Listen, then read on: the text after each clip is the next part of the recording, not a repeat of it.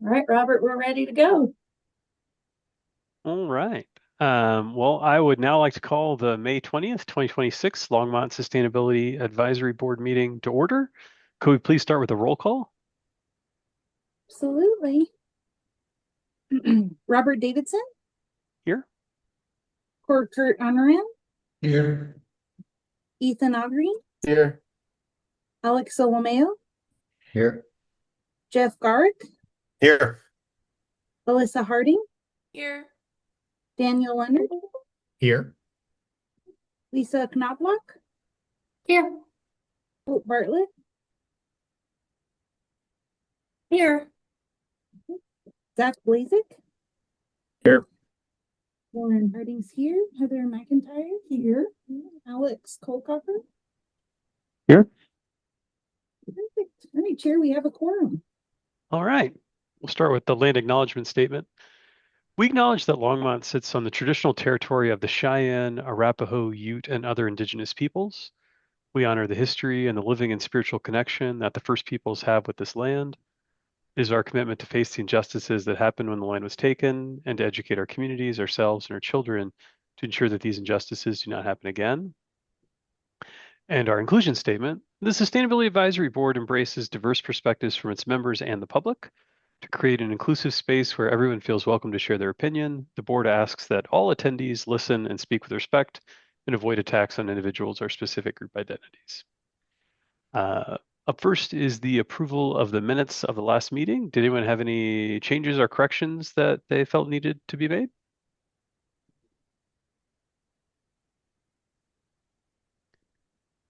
If there are none, is there a motion to approve them as drafted? I move to approve the minutes. Thank you, Corkett. Is there a second? Second. Okay. Um, all those in favor of that? Aye. Want to make sure I got that right. Was that Jeff? You raised your hand there quickly. Okay. All those opposed? Um, and Alec, just to confirm, because we're on camera here, that was an abstention. No, sorry. Yeah. That was a vote in favor. Of accepting the minutes, yes. Yeah. Okay. Sorry, I missed your hand. It flew up so fast I didn't see it. Sorry about that. Okay. Sorry, I'm Well, not thank you. watching my camera. Yeah. No worries. Okay. Well, up next is agenda revisions, and I know Alex, you have a ticking clock. You can't be here the whole time, so we were wanting to move the items from council up here at the beginning before general business. Were there any other agenda revisions we needed to make? Hearing none, we'll move on into items from council.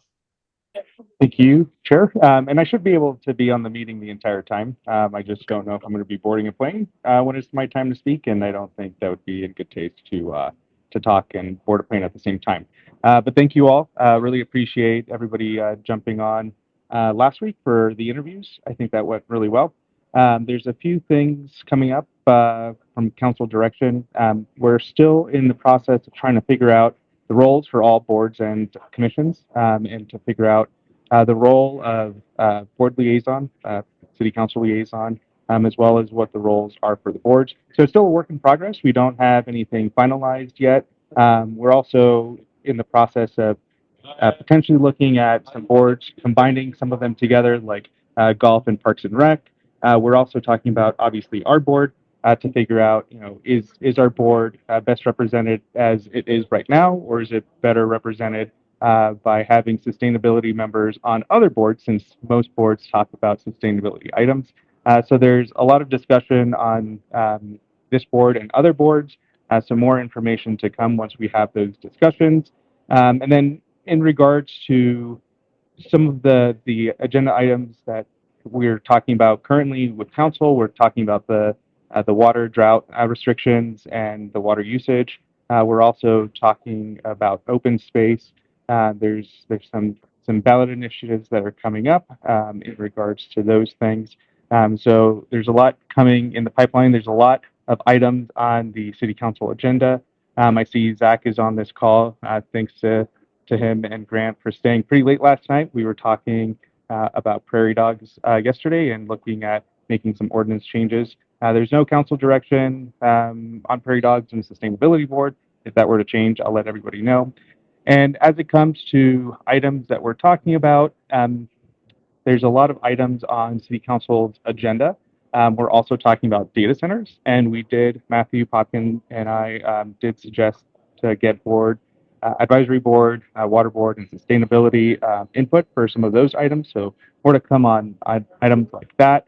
And we're also trying to figure out, if boards are able to recommend items to City Council for discussion. Right now, I believe we can until we get other direction from the rest of City Council on whether or not that's how we want advisory boards to operate. So right now, I believe that we can suggest items to City Council.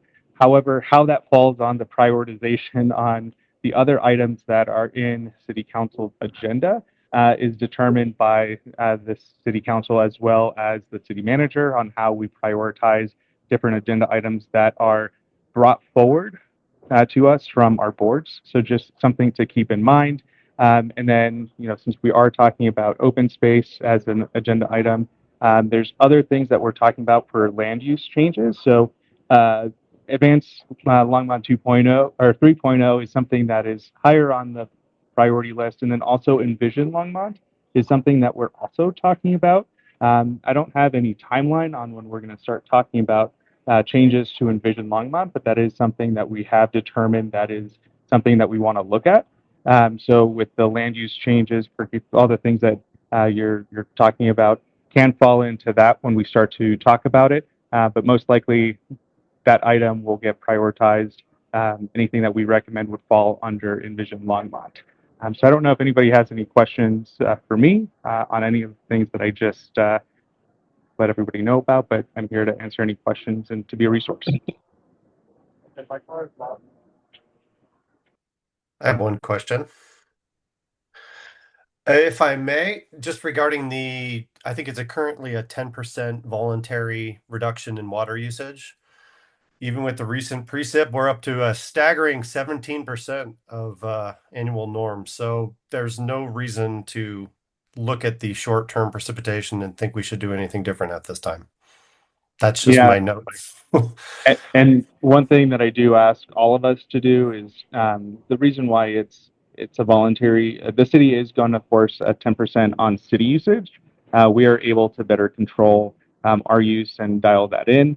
When it comes to any ordinances that we pass as a city, the hardest thing is the enforcement of it. So the enforcement mechanisms is the hardest thing that we do whenever we come up with new ordinances. And the mechanism for enforcing anything is difficult. So right now, we do need to advocate for saving water, and it's our responsibility, myself and everybody on this board, as well as everybody as good neighbors, to advocate for people to conserve as much as they can. But thanks for bringing that up, Jeff.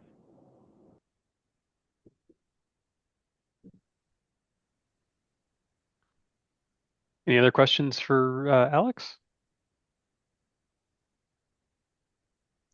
All right. Well, we will move on in the agenda to general business.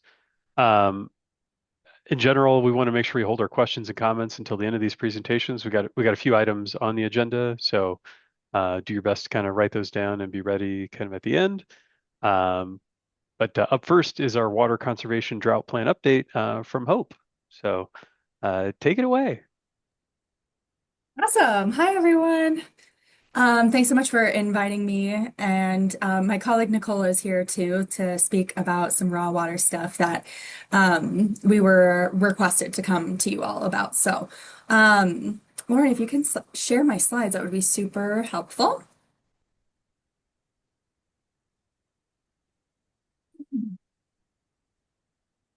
So I'm just briefly going to talk about our water conservation programs.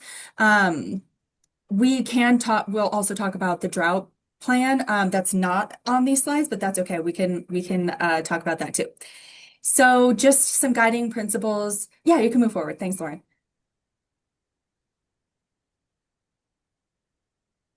just some guiding principles for our conservation program include effective resource management, protecting and preserving our natural environment, exploring conservation as a strategy for planning for future supply, aggressively pursuing water conservation methods, and educating all Coloradans on the importance of water. And we updated our water efficiency master plan in last year, 2025. And our new updated goal, is to reduce our gross per capita per day citywide by 3% using our 2022 baseline. Next slide, please. This is sort of a preaching to the choir slide, but the importance of conservation. Colorado is a headwater state, which means that all water that originates here flows out. We don't receive any water from any other states. There's only 2 headwater states in the United States. Does anyone want to guess what the second one is? Hawaii. Nice. Have you heard this presentation before? Just a guess. Yeah, so the only other state in the United States that's a headwater state is Hawaii. So Colorado plays a really important role when it comes to water resources, not just for the West, but for the whole continental US. We provide water for 18 states and Mexico and 19 tribes. So it's important that we are good stewards of our water always, but especially in times like these. The Colorado Water Plan, which is what this graph shows here, the Colorado Water Plan calls for 400,000 acre feet a year of active conservation by 2050. If we don't hit that active conservation goal, there's a projected range for water supply gap. Active conservation and passive conservation are a little bit different. Active conservation is a decision change. So when we turn off our tap when we're brushing our teeth or xeriscaping our yard, those are active. Passive are things like, oh, the fixtures are better now. We don't need 4-gallon toilets anymore because they just made them better. So that's passive. And then again, our City of Longmont goal is to reduce gross per capita per day by 3% by 2030. And that plays an important role into contributing to our statewide goal. Next slide, please. So what does that 3% reduction look like? It's about 400,000 gallons annually, or 380 miles of milk jugs lined up, which is almost the distance across Colorado. In 2025, our total citywide annual water use was 4.5 billion gallons, which, to put it in perspective, is a standard garden hose running nonstop for 900 years. And in 2025, our daily per capita per use was 127 gallons, which is about 3 bathtubs per day. Just to put some numbers into perspective. Next slide. We also like to show this graph, which is our water volume by customer class in millions of gallons. This was our 2025 water use.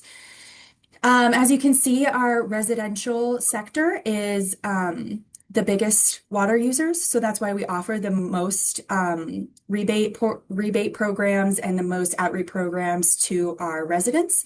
Those are our biggest water users. So we try to hit them first, although that doesn't mean that we don't have programs for other ones of our other users. Next slide, please.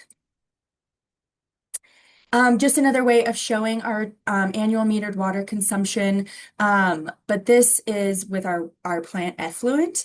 So that plant effluent is like what we've produced, and then the bar shows what we've used. There's a gap, which could be some system loss, but it's also hydrant flushing, water treatment related uses such as filter backwash. And we report annually on our water loss. That's required by the state, but we've been doing it for much longer than it's been required. So we have a lot more records, which is great. It just keeps getting better. Every year we lose more we lose less every year, which is good. In 2025, it was 6%, which is the lowest that it's been on record. Next slide, please. And here's another fun graph of our gross per capita per day and our population. As our population continues to grow, our water use per day continues to decrease, and that is due to conservation, both active and passive. Like I said, in 2025, our gross per capita per day was 127 gallons. And that's right on par-ish for communities in the Front Range. Colorado Springs was 164. Fort Collins was 135. And Aurora and Castle Rock come in way below us at 114. But they have a lot more stringent rules than we do. So I think, personally, I think we're doing very well as a community. I'll pass it to Nicole to talk about some raw water accounting. So, water res Water Resources staff tracks the city's yearly raw water use. These raw water accounting spreadsheets track data including water supply agreements, reservoir flows, and storage, net river balance, actual use meters, and more. First, the raw water accounting spreadsheets track lease agreements and water orders made by each leasee along with their average daily flow rates. The spreadsheets also track inflows, outflows, storage levels, and releases from storage accounts for each city-owned reservoir. They also track the daily operations through net river balances. This includes daily operations related to transfers, return flow obligations, bypasses, diversions, municipal operations, and credits. And this also includes water balances for CBT and Windy Gap. The spreadsheets track deliveries, exchanges, and direct flows from various water source and delivery systems. Actual use is further broken down by each individual ditch. There are meters installed at the water treatment plant and wastewater treatment plant, pipes, canals, reservoirs, and lakes, inflows and outflows. St. Martin Creek has some gauging stations, and diversion points are also metered. Lastly, these spreadsheets also track water treatment plant uses, in-stream credits, and return flow obligations and credits. So I'm also currently working on, I'm not personally working on these spreadsheets. I'm supporting these. I'm working on the next part, which is the taking this information that we do have and applying it to how much our different facilities are using in parks and schools are using the raw water for irrigation.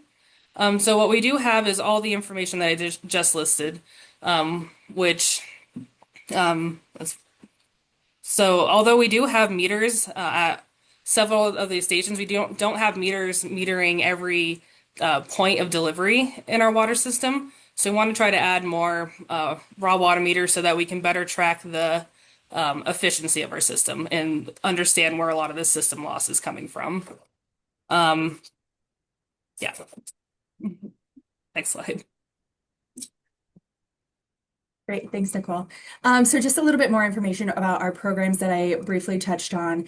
So we partner with Resource Central to do all of their programs. Resource Central is a nonprofit operating out of Boulder to offer conservation programs. So we do slow the flow irrigation assessments, which are free for community members. Resource Central staff comes to their properties and does an irrigation assessment, looks for leaks, fixes heads, and then makes a customized watering schedule. Those are free. We also offer garden in a box discounts for community members. We offer $250 $25 discounts. And then for our Longmont Cares members, we offer $100 discounts. Waterwise Yard seminars are free all year round, online webinars on anything from bugs in their gardens to how to manage your yard in a drought. Those, again, are free and online, and folks can go and watch the recordings if they sign up for one and missed it. We also have the turf replacement plant or project, which is our most popular program, where community members can get a stipend or a discount to get their turf grass removed from their lawns and or get garden in a boxes. So there's a DIY option as well, but it's a great deal for turf replacements. and removing turf grass. If anyone's ever done that on their own, it's a lot of work. So it's great to have Resource Central come out and do it and then haul the turf grass away.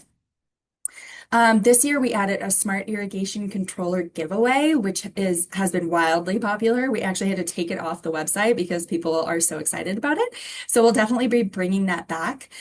Basically, folks get a free Wi-Fi smart irrigation controller, which is great. We also offer rebates on anything from toilets, shower heads, aerators to drip conversion kits. So that's in-house, which makes it really easy for us to work hand in hand with the customer. So we work really closely with customers on a regular basis to try and make sure that they get the best bang for their buck for anything that they're upgrading in their home. Next slide, please. We also offer rebates for multifamily and commercial properties. We work with our partner at Northern Water to do advanced irrigation audits. Those are for large properties like HOAs or golf courses or parks, stuff like that, but they're really popular with HOAs. It's like the slow the flow assessment, but bigger, more intensive. That's in partnership with Resource Central. There's a quick little pipeline between Resource Central and Northern Water. So that's a great partnership.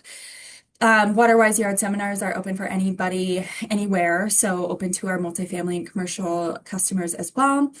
And then Resource Central also offers WaterWise Yard grant and consulting program. This is also new this year, where one HOA for each program. So one HOA for a yard conversion or a large swath of community space conversion, and one HOA for an in-depth consulting project. Basically, Resource Central partnered with these HOAs, start to finish on these projects, anywhere from like master plans to how to fix irrigation systems that are, need a lot of help. So that's a really great program that we started this year, which we're really excited about.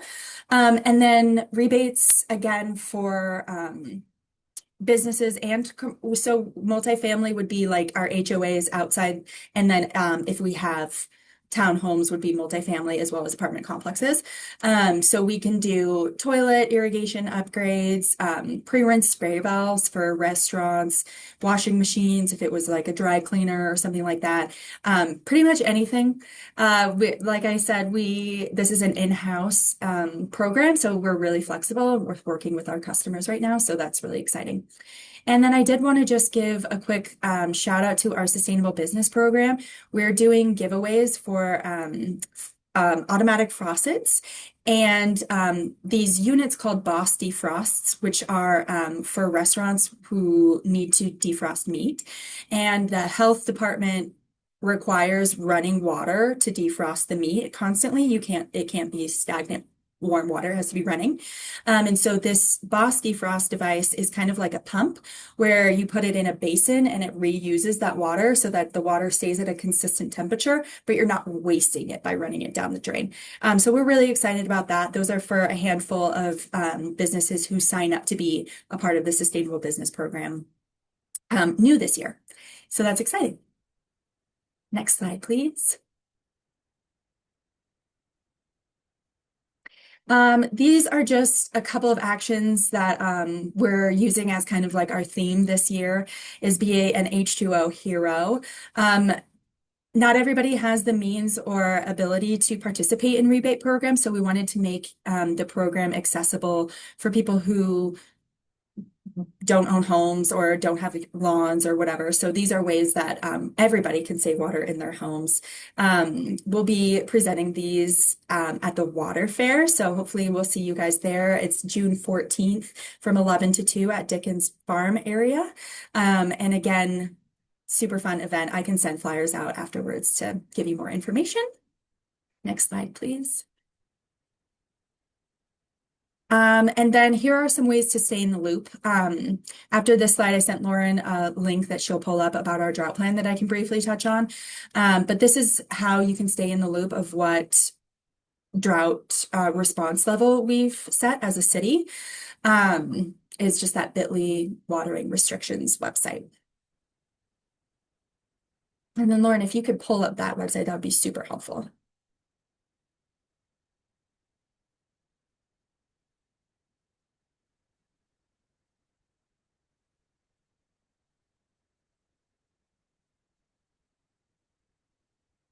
Sorry to throw that loop in there, Lord. But I can, while she's pulling that up, I can just briefly chat. So, like Council Member Kalkofer alluded to, we presented our drought plan, or we call it our water supply and water shortage implementation plan. We presented that to Council last week, and they accepted the update. So you can read the update on our website. And then staff recommended that Council adopt a mild drought response level.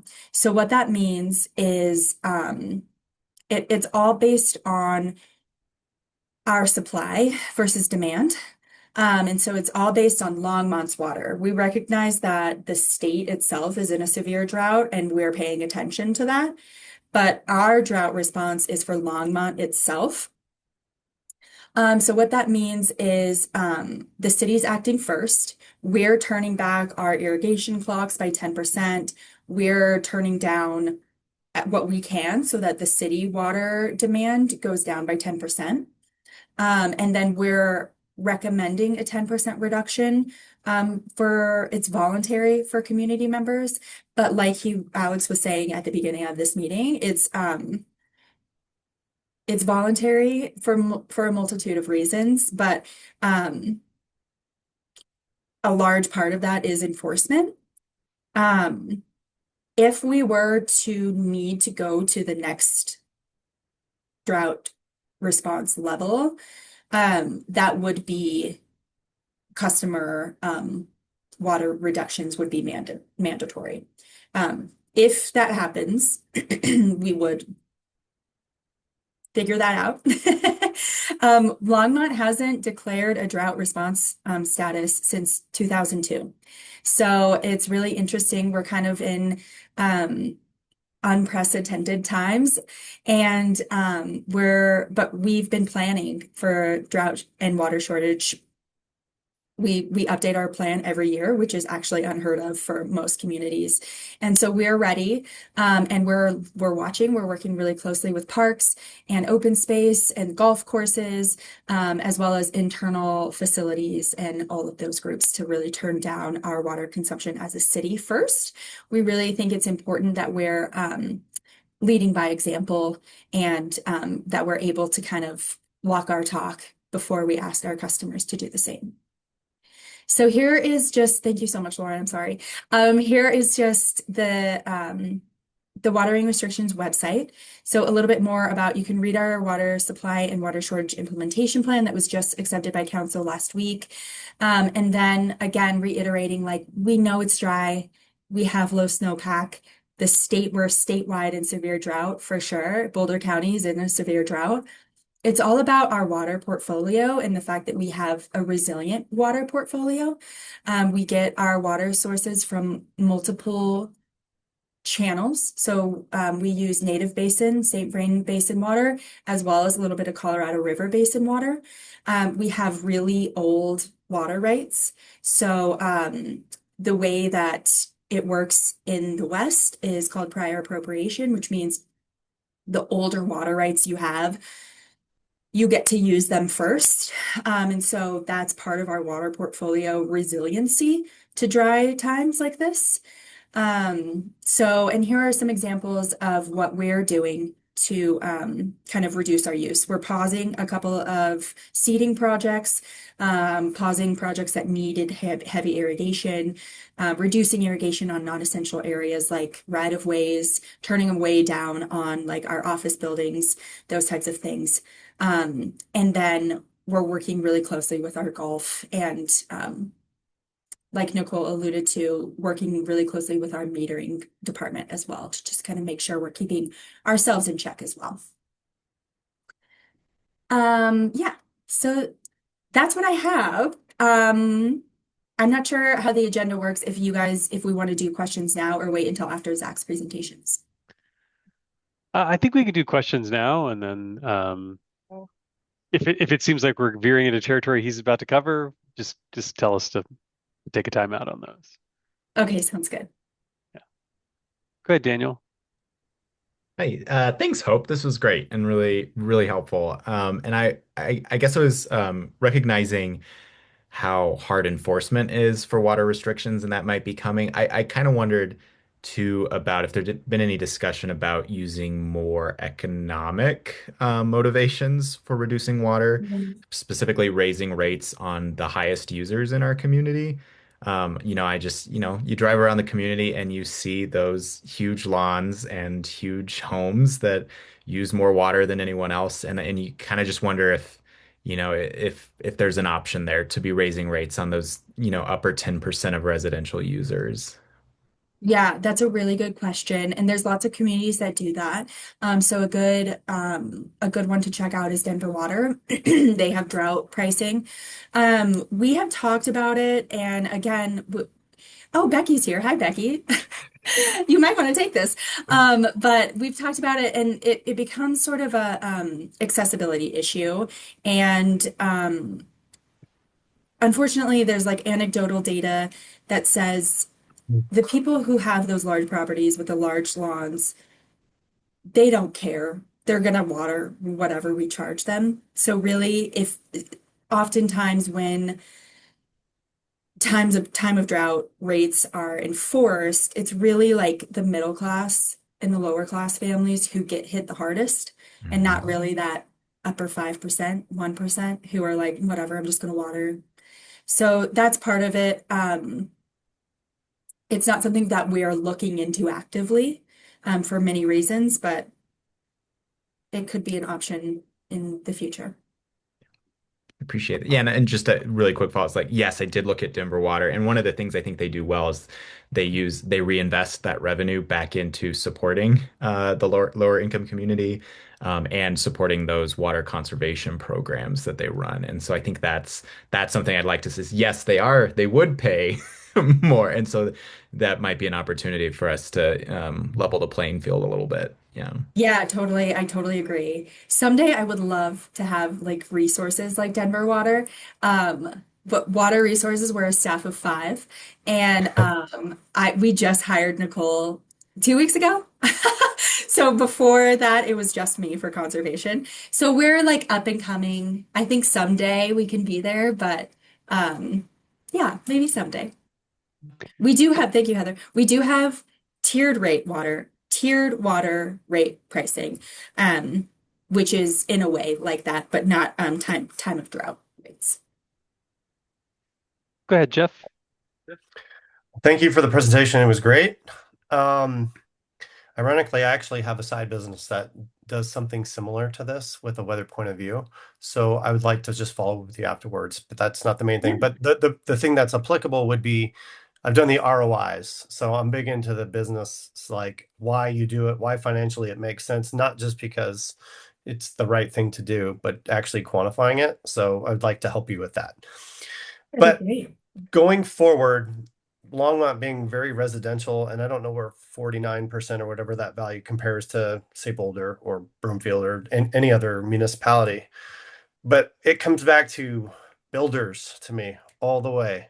It's like, as we continue to grow and then you see these developments, it's like, what is the rule for putting in these lawns? If we know water is an issue, how do we design everything going forward to be water efficient? Because that on its own should get you to that 3% reduction as you start to phase things out. So how can we help get ahead of that? Yeah, that's great. I'm just taking notes real quick.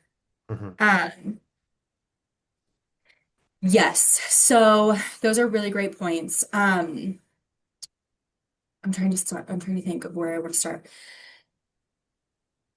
Longmont has always been kind of a commuter community, so we've always been more residential than commercial. I think that tracks with how our development plan, and Zach is on here, so he can talk more about that a little bit too. But as we continue to develop, I wanted to touch a little bit briefly about apartment complexes, which like is a hot topic for a multitude of reasons. But their footprint is more sustainable than like a single family home, water wise. So period. Don't have to go into that. And then the development part is a huge piece. So we have this group within the city called Growing Water Smart, and it's a cross-departmental group of people who don't always work on water efficiency projects, but work tangentially on projects. And our main goal is to figure out how we can develop in a water smart way, grow water smart. And what we've been doing since its inception, we went through this training program in 2020 and again in 2022. And Zach and Zach was on the 2020 first round of it. And then I came in, was hired in 2022. We did it again. And Zach, me, Nicole, and several people from parks, we work on projects across the city to do things like update our code, which Zach's going to talk about, help our facilities figure out what are the best standards out there and how can we make like our standards more efficient. There's also a new Colorado state law, which, sorry if you're going to touch on this, Zach, that bans non-functional turf. So non-functional turf is we just an easy way to think about it is if the only time anyone is walking on it is to mow it, it's non-functional.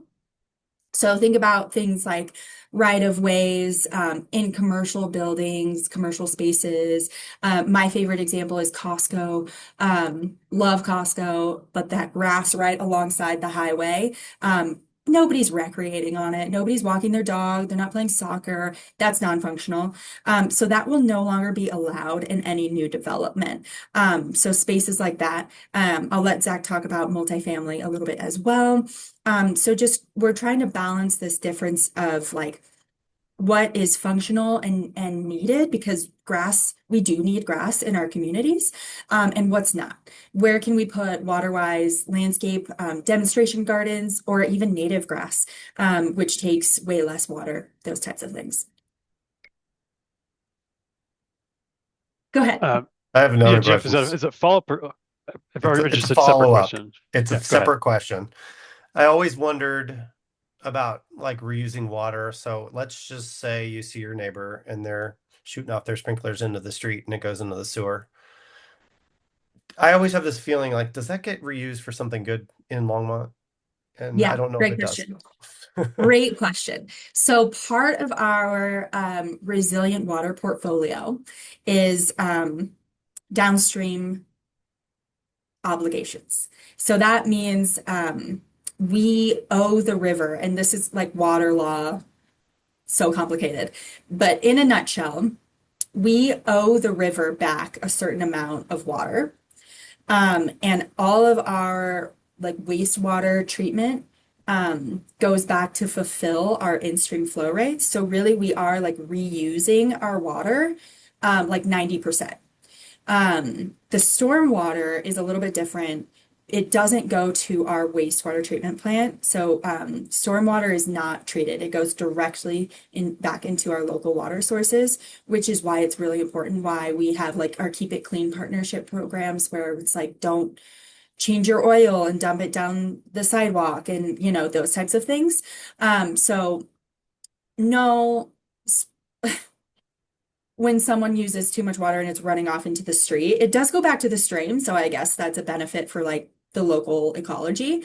But our wastewater treatment plant does also go directly back into the stream to provide water for downstream communities. Hope I had a comment and maybe a question. I was going to say, I think I was a little surprised. I think most of the people in the public would be surprised to realize that about half of our water use does go in a residential application. And so many sustainability oriented things make it feel like you're just a drop in the bucket. But if like the people are half of the users, it feels like we can make an impact. And Yeah. I think that's kind of inspiring for people. And I would encourage us to make sure that people know that it's not like, I don't know, emissions as an example, where the individual user is a small piece of a much larger system. But here locally in Longmont, we are a big piece of that, and we can make a difference. I guess I was wondering too, on the question side of things, is on those per capita per day numbers, we're seeing a general trend down. I assume the variability from year to year is from a lot of things, but certainly rainfall probably influences that a lot. Do we know how that like the percentages have changed over time? Like as the per use numbers per day have gone down, like is that a reduction from commercial, from residential, from like where have the successes been, or is it just been a changing mix of usage? Yeah, that's a great question. And if I'm understanding correctly, our total consumption has continued to go down annually, based on 2002. So we use 2002 as our baseline measurement year, because it was one of the worst drought years we've ever had, and also like sort of the start of us taking data seriously, in a high tech world. So we have our data, that's kind of our baseline year that we use. Um, I think a lot of it is passive.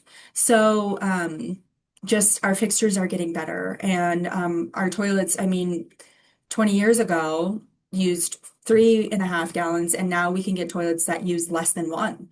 So I think just that's part of it.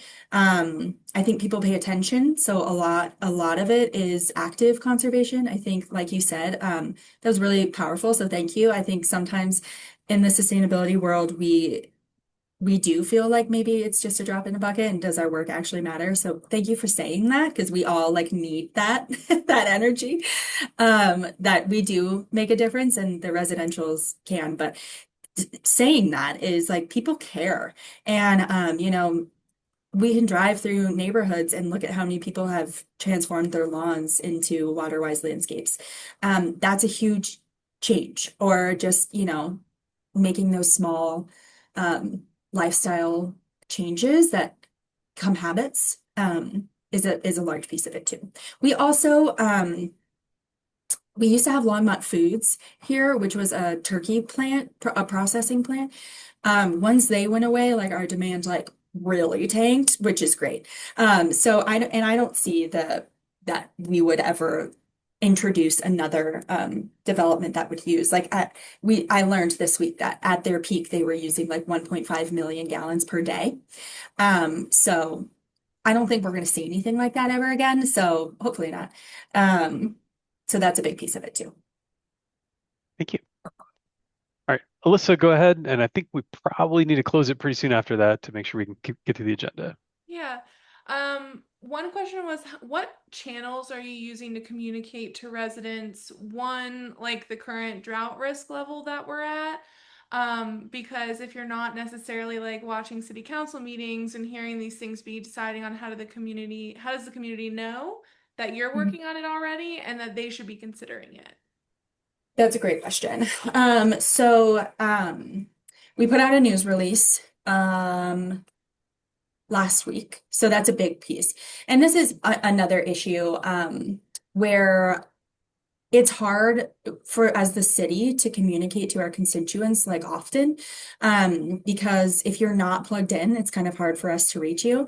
So what we do is website updates, social media, news release. It's in This Week in Longmont, which is that little video that goes out on social media, as well as in the Times Call, a little call out box that goes out. Council, the Times Call and the Longmont Magazine and those like local media channels have kind of picked us up now because it's kind of a hot topic. So that has been going out as well. That's what we've got. So, we do a lot more. I try to do a lot of in-person communication. We do events, and try to get the word out like that too. But something that's hard, well, just in education in general, sustainability education is oftentimes we preach to choir members because people who seek out that information are already plugged in. So any advice on how to get the word out there more would be always grateful. Yeah. No, I was just thinking, is there a way to like for all the people who are signed up to pay their utilities online, can you push an email through that? Because I don't think I got something like that. That might be helpful. So I can also noodle and maybe can send some other ideas as recommendations. The other comment I would just make is that it seems like we are projecting our usage based on population growth. And I know residential is obviously our big impact area. But I know council is also talking about setting up some amendments around data center development. And so I'm wondering if we're projecting water usage based on that. I know we don't have any yet in Longmont, but certainly development for data centers along the Front Range is becoming more prevalent. So I'll end there. Yes. Yes, hot topic. Our current plan does not account for something such as a data center development. But we do have resiliency built into our supply. So we would look closely at that, but it wouldn't be we I know it's such a hot topic, and I guess I would just say like as long as there's safeguards in place to kind of prevent like industrial water use demand from impacting residential pricing, it becomes this trigger that communities are struggling with. So absolutely, thank yes. And you said it exactly how I wanted to say, that I stumbled through, that our customers are our priority. All right, Daniel, we'll go to you last before we move on to Zach's topic. Yeah. Yeah, mine was really quick. Yeah, just to raise up what Alyssa said is, yeah, we should just be sending this out through with the utility bills. And there's really good research there that showing household use against the neighborhood's average or similar. Really good research yeah, you know what I'm talking about. So, marketing guy, happy to talk more, but I'd say it just needs to go out with the bills. I think this Totally. kind of information. Yeah. Yeah, that's great. That's another Denver Water live by example. They do a really great job with that. So great. Thank you so much. Well, Hope and Nicole, thank you. This is insightful and greatly appreciated. Um, oh, okay. All right, we are gonna turn it over to Zach now. You've got a water smart update, and then the item after that, of course, is the review of the application of sustainability evaluation system for private development. I will defer to your judgment on whether to pause between those two for questions or how to navigate that. But take it away. Yeah, sure. Two completely unrelated topics, but we're kind of all going at the same time. I don't have slides for my first portion, so maybe I'll get through this and then we can pull the slideshow up for the second piece. Hope also did the great service of stealing all my thunder on the non-functional turf piece. So you guys are all up to speed on that. The long story short is I wanted to start by thanking this board for your support.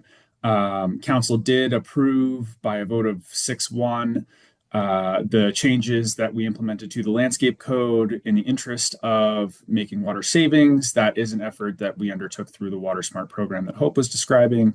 Our new codes essentially do not permit any new non-functional turf. So all those areas that she mentioned in as far as new developments, areas that basically you can't use turf, we're seeing other types of landscaping go into those areas now. We did require 75% live plant material for those areas. So it can't just be all cobble or all mulch, things like that. We do expect a design with drought tolerant plants, pollinator friendly, and we worked hard to work that language into the code and get support for it. So again, thanks to this board for providing your support on that. We've actually been pretty successful in seeing quality landscape plans come in through the development process since then.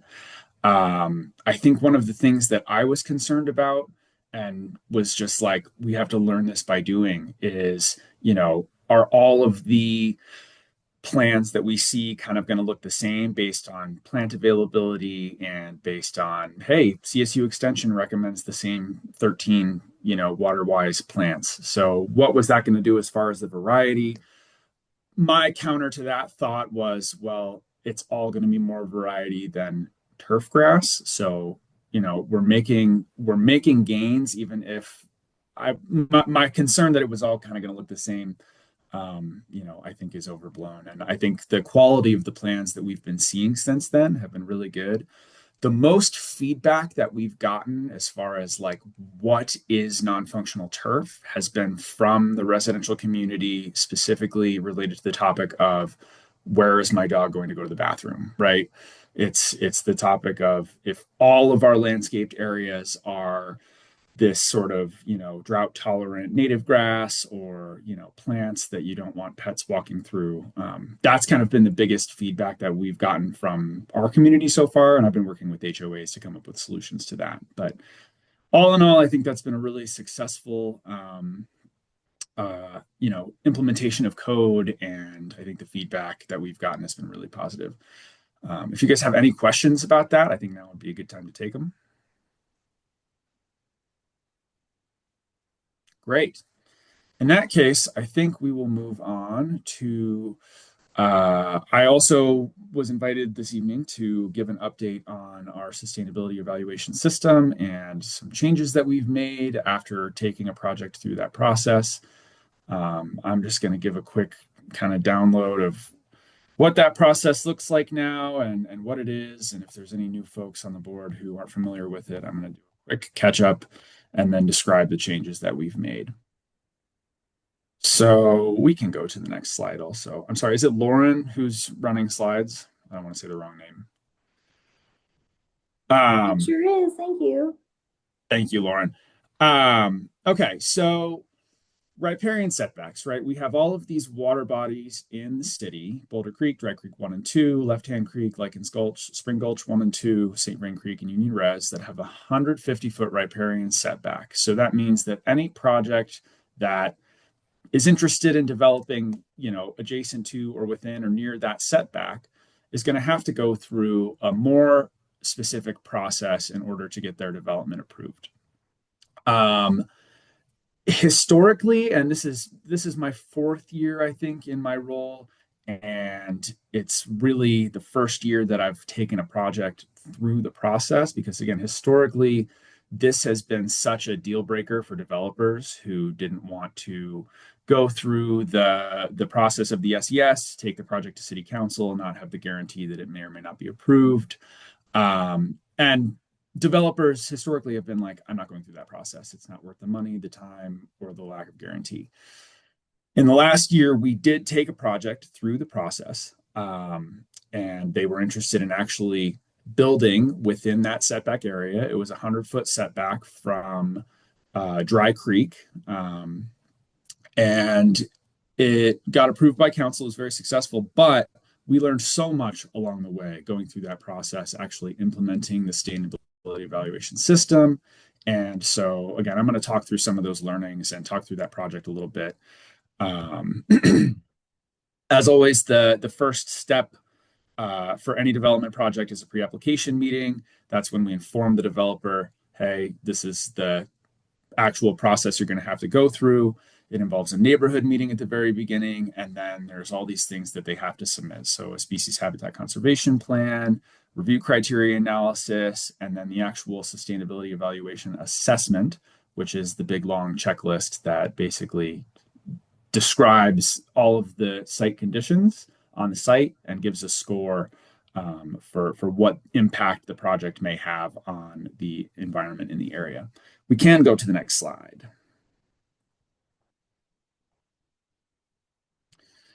Thanks, Lauren. So once we go through that process and the SES is scored, it goes to Planning Commission for a recommendation, and then City Council, again, is ultimately the final deciding body, and they can choose to reduce the setbacks if they determine that, basically the project is worth it. The impacts aren't going to be so substantial, or whatever metric the council uses to make their decision. Again, it goes all the way to them. Next slide, please. So if you're familiar with the area between Dry Creek and Fordham, that building on the very far right side is the Kaiser Medical Office. Up to the north of that is the Big King Supers. And then this big vacant area is the area where the development was proposed. Dry Creek is the big green patch there on the south side of the vacant property. You can see the sidewalk kind of dividing the riparian area and the area of development. Next slide, please. And so this was the applicant's proposal. You can see where the riparian area was delineated with the yellow line. And then, you can see some of the areas where the proposed buildings encroach. Obviously, it's more of an encroachment in tracks A and B on the west side of the site.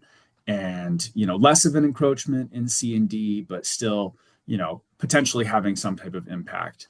The actual evaluation involves 16 different categories. So we look at aquatic habitat, wildlife, waterway, water quality, pollution source reduction, stormwater management, floodplain, ecological connectivity, tree canopy, other development topics like transit, parking, light, noise, existing vegetation, heat island effect, and there's a category for infill and redevelopment.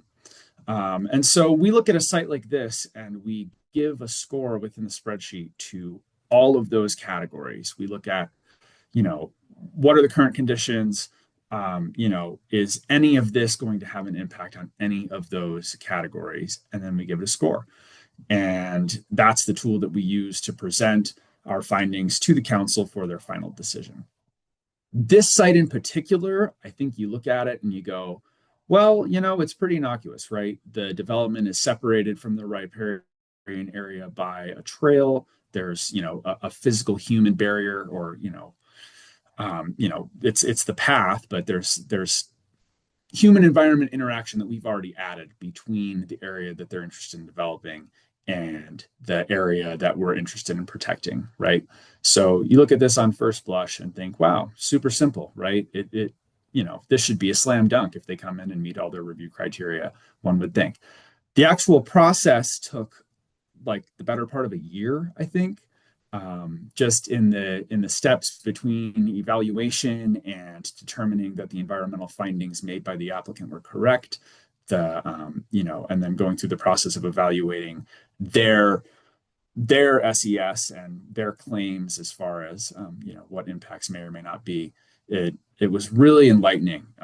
What we did was we gathered a group of staff from basically all throughout development services. So that included, environmental professionals like myself and from natural resources.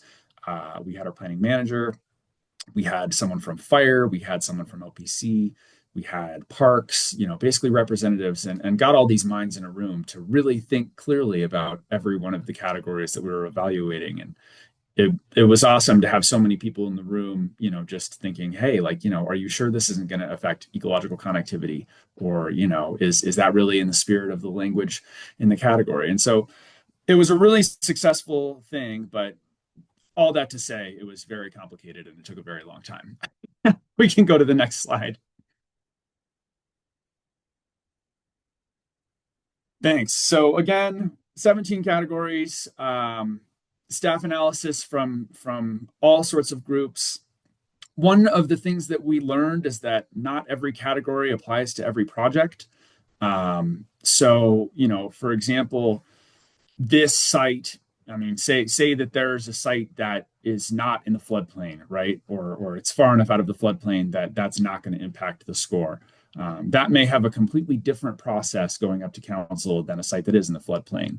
The same goes for if there is existing pollution, right? There's a lot of sites that may have more contamination or pollution, that are existing as industrial right now. And if they're interested in redeveloping, they may be starting with, we have all this pollution and our effort is going to be to clean it up as we go through this process, and that may affect their score. So what we took away is that every single time we do this, it's going to be a completely different process. The other things that we informed our applicant, that we informed council, and that we're informing folks of in the future is that a positive score going through the process doesn't guarantee that it's going to get approved, and a negative score going through the process doesn't guarantee that it's going to get denied, because again, all of these situations come into play. We can go to the next slide.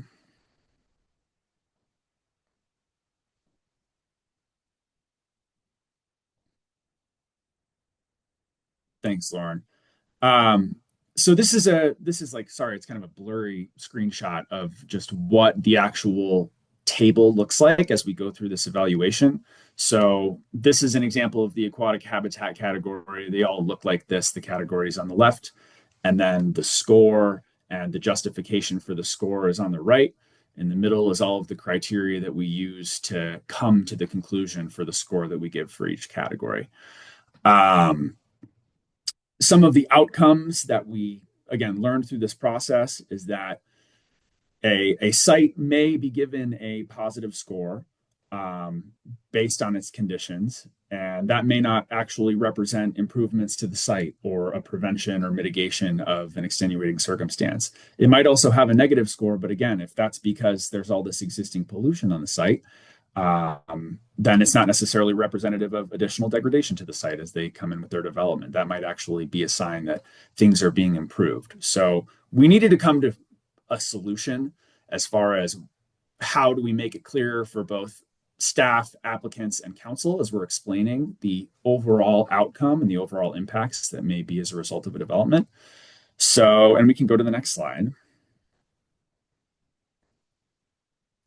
So what we did was we changed the spreadsheet to include a before and after score for each of the situations that we're evaluating. And so what that'll do is that'll give us the opportunity to go down and say, okay, water quality in the site, right? Here's what it is before we do the development. Is it going to be negatively impacted by the development? And is its score going to change? Or pollution source, is it currently really bad right now? And we're actually going to gain points in the net score because they're going to come in and do all this mitigation and improve the status of a site. This, I think, was a pretty simple fix. I'm hoping that the next time we take this to council, it'll make more sense in that respect, because then what we are giving is a before and after to create a total net score that may be positive or negative, depending on, for example, if there's a site that's adjacent to a pristine, St. Vrain Creek, beautiful parcel, and they want to come in and build right up to the water's edge, and it's going to have all these negative impacts, then we're giving a very clear, here's the conditions now, here's the conditions after the development. You can see that it's going to be a negative impact, and that can inform the council for their final decision. I think I have one more slide. So, and again, I just touched on this. There's all of these random scenarios that may happen. The positive outcome scenarios that I just wanted to touch in before I wrap up. Again, the site has existing conditions with a negative score that can be improved through the process of development. So even if, because they're developing and because they start in the negative, the overall score is still negative by the time they go through their process, they may have a net positive score and show a marked improvement to conditions on the site. The same could happen if there's, a pristine site, the initial score is positive, they propose development, they come in with really good ideas to mitigate the impacts on their site, and they end with a positive score the same way they started. And again, show an overall improvement to conditions on the site. Those are the outcomes that we're hoping to see for proposed developments, that are adjacent to these areas that we're trying to protect. I think there are certainly scenarios that come with negative outcomes, but I'm trying to keep it on the sunny side here. So other than that, I'm happy to take any questions. I know this is like a bunch of gobbledygook, and if you want me to talk through the process more or have specific questions, I'm happy to take those. Gorkit, you got your hand raised. Yeah. Well, I need to disclose that I was the one who did the site plan for that development you showed. And not only that, I did another site development of the Twin Peaks North area. And quite honestly, I have a very different opinion about this. What's happening is that you have riparian corridors smack middle of the city where there are a lot of amenities. And the comp plan Envision Longmont envisions that these areas are going to be highly developed and used as a backbone of the city. The reason is that there are a lot of amenities, there's a lot of investment, but very underused. And the uses you have there, semi-industrial kind of, you showed, big boxes, big parking lots right by the dry creek, et cetera, and so forth. You use the words complicated and very long time. Those words are not the words developers look like to hear. Now, when you write a comp plan like that and invite investors to the corridors, they're not going to come with those words. Let me put it that way. What they're going to do, they're going to go to the cornfield and do the sprawl. Now, I heard arguments that, oh, Longmont doesn't have, space left for sprawl. That doesn't matter. It's going to go outside of Longmont. Sprawl is still sprawl. Anybody we cannot accommodate within our smart growth guidelines will cause a damage overall sustainability somewhere else, but we live on the same planet. We can't ignore the fact that we push them away from the amenities. They're going to go and isolate it out there as a sprawl. So those are very important considerations when we make development in our corridors really hard, and it's getting really hard. One other opposition I have is that, wildlife is important, but again, we're in a place where we need to increase the use of it because there's a lot of investment, and the use of the corridor, especially San Fran, is very low now. It's really hard to get there. There's not much going on around. And, I respect the wildlife corridors, but there are really good examples all around the nation, San Antonio being one, where without the setbacks, there's still very rich wildlife preserved as well as heavy use by the humans. So I just wanted to put that out there, and I know it's a controversial issue, and I was in the planning commission as well. I expressed my opinions there as well. But, there are competing priorities, and we need to pick the right ones and make smart decisions for smart growth. Thanks. So, Corkit, I just want to clarify, are you in opposition to the SES and this code requirement altogether, or are you in opposition to the changes that we've made to try to simplify it? Good question. I have a position about the priorities. In your assessment, the wildlife is very important, but then you even suggest in the other project I worked, the Rye Creek was in a channel, and we were trying to create a park, and your department said you need to put a fence to put the people out of the corridor. And that to me is a very awkward way of thinking about, because that corridor is for people's use. If that's going to be a recreational facility, and it should be, and it's already invested, then fencing people out is but that's the criteria. So that's part of the criteria. So that's what I'm trying to put on the table.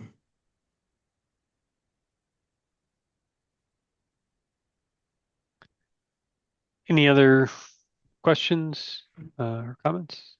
I guess Well, I had one. I just a comment real quick. It's complicated. I don't know if there's a right or wrong answer. It always makes me think of the Salton Sea in Southern California.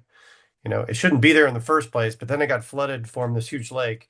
So nobody ever wants to see anything change ever. So that's always something to consider. But I completely understand your point in having to understand the external factors and everything that goes into it. It's a very holistic problem. That's it. Just a comment. Can I add something really quick? Please. I don't think that it necessarily speaks exactly to what Corkit mentioned, but it is an important piece that I'm not sure, Zach, if you covered. So historically speaking, this direction came from City Council. I worked on building that tool that Zach pulled up based on the city's internal SES that we have talked to you all quite a bit about, that is much more comprehensive. This tool that is applied for development projects within riparian setbacks areas is very restrictive and not comprehensive, where it looks at all of these other components that we would look at more broadly from a sustainability standpoint. Because this tool itself had to be legally defensible, we worked with our attorneys. The criteria that are in there are things that were very explicitly looked at from what is a nexus standpoint between development and what the city can and can't do, that implies like a takings issue where we are taking land that is open for development and therefore impinging on development. So there's a lot of detail to that Zach probably could speak a lot more at this point than I could, since it's been several years. But just so you know, like what is in that as far as criteria go was worked on from our attorneys explicitly to minimize the impact that development would have on our riparian setback and the reasons why we have riparian setbacks. So that whether or not we should have them is a different issue, or all of the other components to that. But it is intentionally for that reason a very narrow application of sustainability. And Zach, feel free to jump in and add anything else there, since you've been doing this more recently than I have.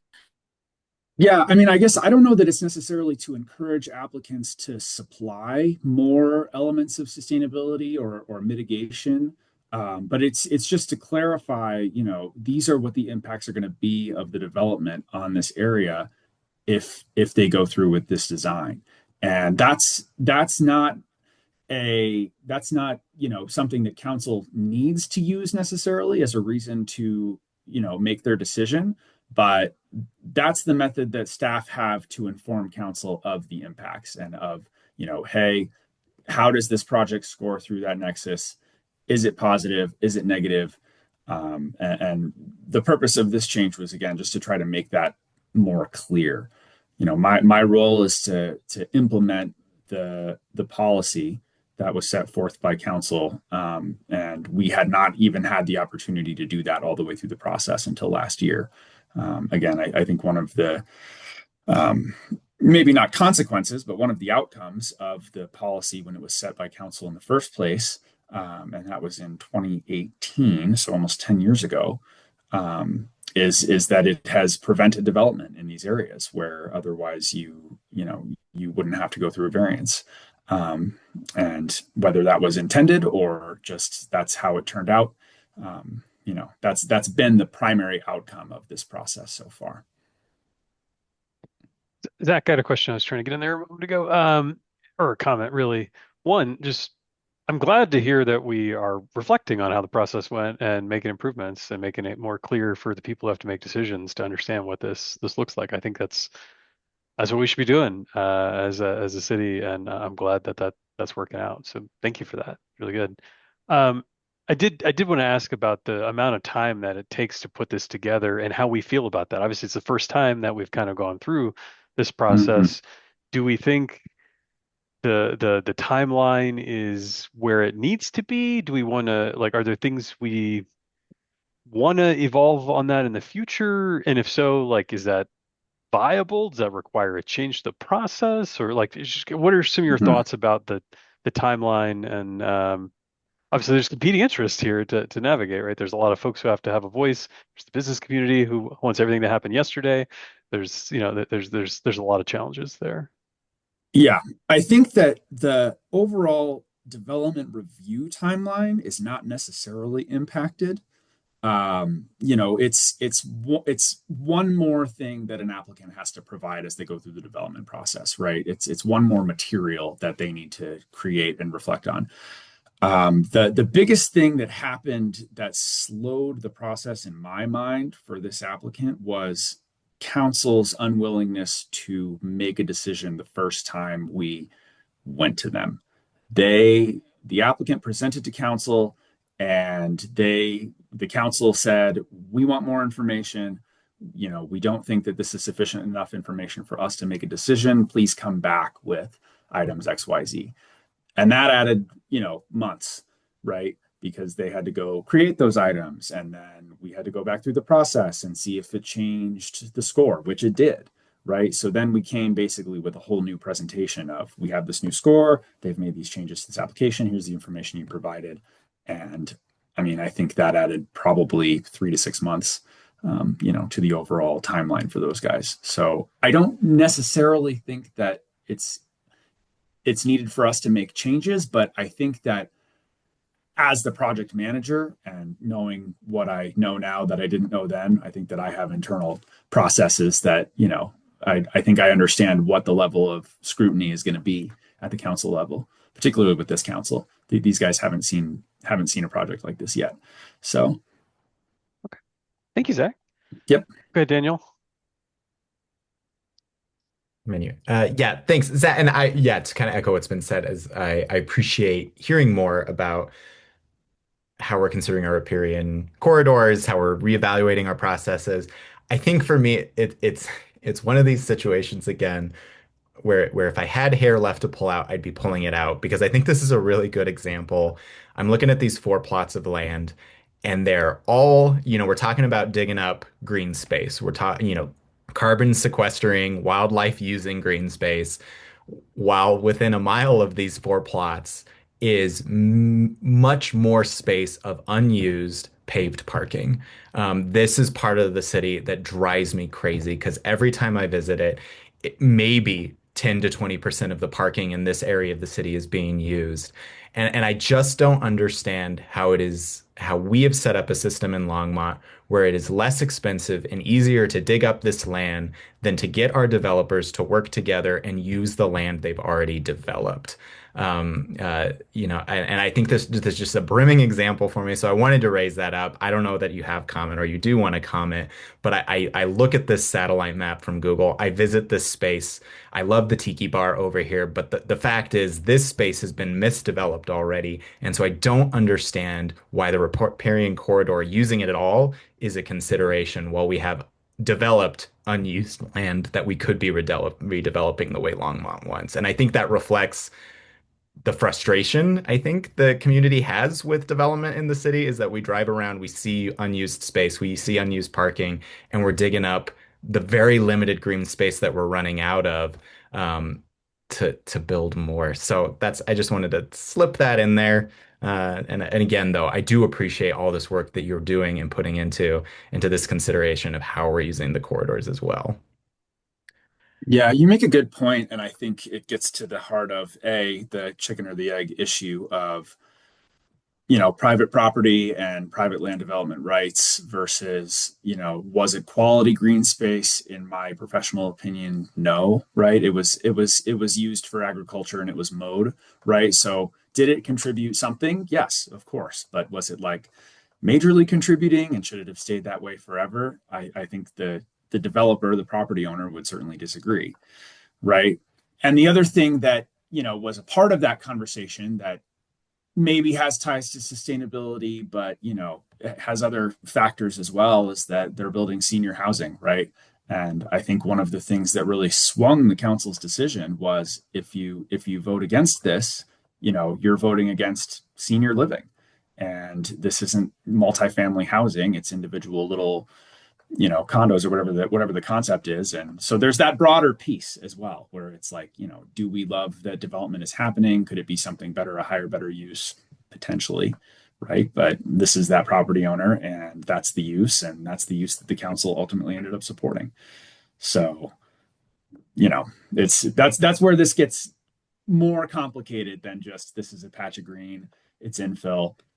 Could it be a higher, better use? I think you could argue that for any development anywhere.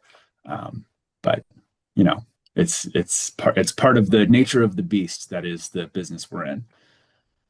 Yeah, I think in a perfect world, we'd be building on the patches of black instead of the patches of green in the city. Yeah. Corky, go ahead. Well, what you just said is so right. Brownfield development is very valuable versus greenfield development. And this is not a greenfield development, this is a brownfield development. It's an infill in the most needed place. And the comp plan says in this corridor, increase the use, increase the residential. That's the way to support a recreational backbone. But what I'm saying is that brownfield is tougher and limited developers dare to do that. But they do that for care for the community. But if we push them away with extra requirements, they're going to go to the cornfield because we have double standard. We don't have those requirements. We don't have SEs in the cornfield. And that's why they're going there. And that's why we keep, complaining about sprawl. So what are we doing to really attract development into the cores, into the corridors is my question, because this particular corridor, Sand Rain, is mostly brownfield, and that's where we want the development to come in. That's the vision, and we're not really following that. Thanks. Do you think that we're not really following that with using senior housing in this location as an example, though? I'm not sure I follow. I feel like you're saying one thing, but hinting at something else. I'm not sure I follow. Well, I mean, I've talked to a lot of developers, and I've seen more than one project coming into the planning commission. The San Rain corridor in Longmont is becoming notorious about the difficulty of developing now because of the riparian corridors and the assessment and the time it takes to go through the city.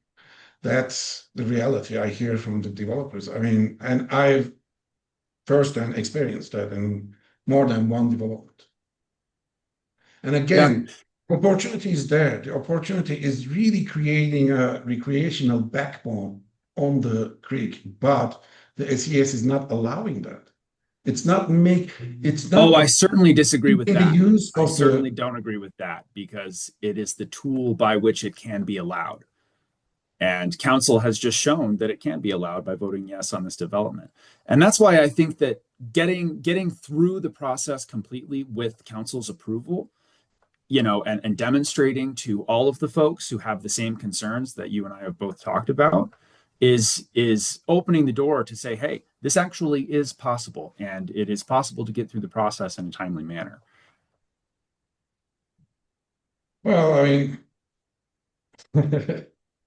in this particular case, the owner really wanted to proceed because they have property adjacent and they have they're still crunching the numbers. They may not go through. It's difficult to develop. But what I'm trying to say is that the city is not providing recreational abilities, recreational facilities to attract development and make the development easier around the corridor, because it's already hard to come into the brownfield and do a mixed use or residential development to create some residential amenities and such. So, so far, the reason why we're not seeing anything is because of this whole riparian corridor discussion.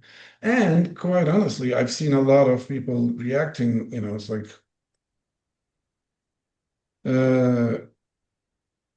even though, let me put it this way, even though the Envision Longmont envisions higher use of the property, so far, I'm not seeing any movement from the city that supports that particular guideline decision.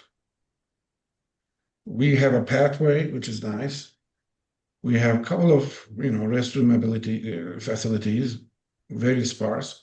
But when you look at the amount of people using that facility compared with the percentage of the population, it's very, very low. You compare that with other cities, we're not doing a job. So I'm just putting that on the table to think about that seriously. Yeah, and I'm going to jump in. I'm going to jump in at this point. So yeah, there's a lot of things that City Council is wanting to get more information on, and we're trying to get information from all different stakeholders. And I want to make sure that we get through our agenda items. But I do want to say that City Council, especially this one, wants to understand all aspects. So with the example of the prairie dogs, we don't want to make rash decisions that have unintended consequences. So for me and this council, it does seem like we want to take our time and make sure we get it right. And for something like this is looking for changing something, and we want to make sure that we're getting all the stakeholder information. But I do want to make sure that we kind of bring this back around because we do have other agenda items to get to. But this is a great discussion that I think deserves more time, but we need to respect the other things that are on the agenda.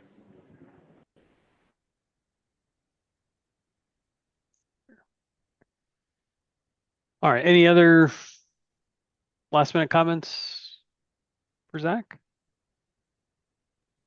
Okay. Thanks for your time, Zach, everybody. yeah, thank you, Zach. Really appreciate the update. It's always insightful when you come to us. So very, very much appreciated. Thank you. Sure thing. Up next on the agenda is items from staff. So Lisa, I'll turn it over to you to share all the good news. Oh, I think you might be on mute. Thanks. I just have a couple of quick things and then we'll move right along. So we are putting a call out. We are looking for a few additional volunteers to help us table with our cooling tent at Pride, which is coming up on the 6th of June. So let's see that. It's pretty interactive. So we have mist sprayers, fun eco-friendly giveaways, and a model showcasing 10 simple steps to keep your home cool and energy efficient. If you didn't get a chance to see its debut at Cinco de Mayo, come check it out. One of our team members on the sustainability team, Zach Lance, built an amazing little house with little figurines and even has a tiny heat pump that shows people all the coolest things that they can do in their house, especially focusing on things that don't require using an air conditioner. So very exciting if you want to come check it out. And I'm trying to find, let's see, the first shift starts at 10 and then goes until 4:30. I have a link that I'll have Heather send out with the notes after this. But if there's anyone that knows right now that you would really like to volunteer and help us on Saturday, June 6th at Pride, between that 10 and 4:30 timeframe, please let me know. And then the other item is just, I wanted to let you know what happened at the city council meeting where we took the building code updates, the energy code updates. That did finally happen on May 12th, which is very exciting. And that was first reading. So just from a procedural standpoint, that still has to go through second reading before that is finalized. But they did approve the recommendations from staff that we had talked through with this group based on our participation in the regional code cohort and the analysis that we did that we shared with you all last year to move forward with on the energy code side with the metro code cohort recommendations, which meets the state's code that will go into effect later this summer. And also is slightly more stringent and works to simplify that process for our developers and create that regional consistency as well. So that hopefully we'll wrap up June 9th, which is second reading. And then we also recently hired a building energy code coordinator with some funding from Dr. Cog. So that's a term position. So we now have someone on staff housed on the LPC team that is helping to support a lot of education and outreach with our internal staff, with developers and contractors, and then track the process as we move into the 2027 code cycle, which is now right around the corner. So just a few updates and requests for you all. Thanks, Lisa. Up next is items from the board. The first one that we have on the agenda is the building code recommendation draft that Corkit submitted. It's in our packet. I hope everyone had a chance to review that. I guess it makes sense to give Corkit a moment to kind of share any thoughts there and then open up the floor for comments, questions, and thoughts. Sure. Just a correction, it's not building code, it's a zoning code actually. And yeah, I mean, 2 months ago, I believe I did a presentation and, we had the city's presentation. We had some discussions and I just tried to summarize the justification. And I mean, I wonder if everybody read that. It's just one sentence, one page, long sentence, like the little bit legalese, but I mean, I can read the motion if that is appropriate, or if you have questions, let me hear. So any feedback, questions on what Corkit presented?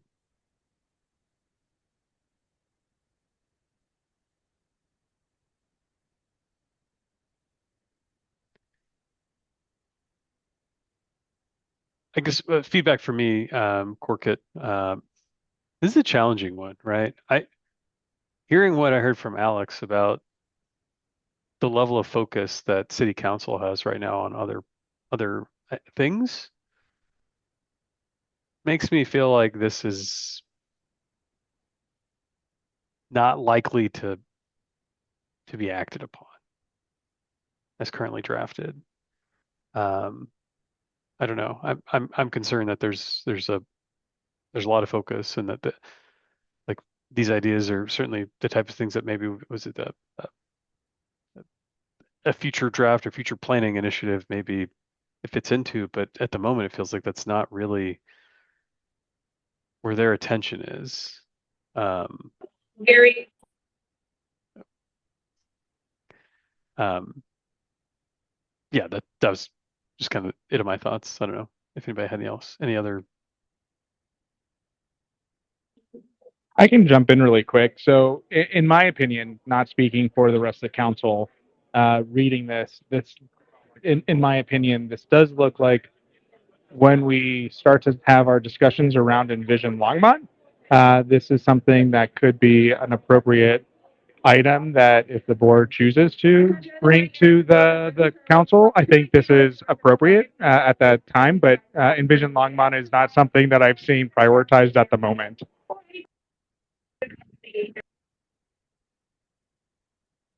Good, Daniel. Yeah, what I was gonna in regard to that is I hear what you're saying, Robert and Alex. And what I appreciate about this motion is that Corkett didn't put a timeline on it, and he didn't specify which staff where this should happen. It's a clear philosophical guidance. And so for me, I think what I've been here 2 years, 3 years now on the board. I think by the time we get to Envision Longmont, um, I have I may not be here, and Corkett may not be here, and so I think getting we there's such a backlog here with Envision Longmont here that at a certain point I think we need to start putting things on the record. I'm inclined to kind of push the issue that maybe Envision Longmont is not something that should be keep being postponed. And if it is postponed, then this is on the record waiting for it. When Envision Longmont pops up, this is guidance from the Sustainability Advisory Board that should be considered in that the philosophy, the person, if they want to reach back out to Corkett to say, tell us more. I'm kind of I am not satisfied with the sit down and be quiet until Envision Longmont starts again if there is not a timeline for when Envision Longmont will restart again. And I think this is a respectful motion. It is not making specific demands on staff, resources, or timeline. And so I don't see why it shouldn't be entered into the record, if only to make it clear that, to make it clear what we'd like to do with Envision Longmont, because we may not be here when that happens.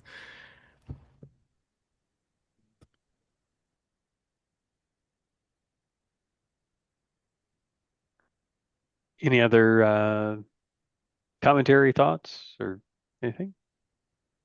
Go ahead, Corkett.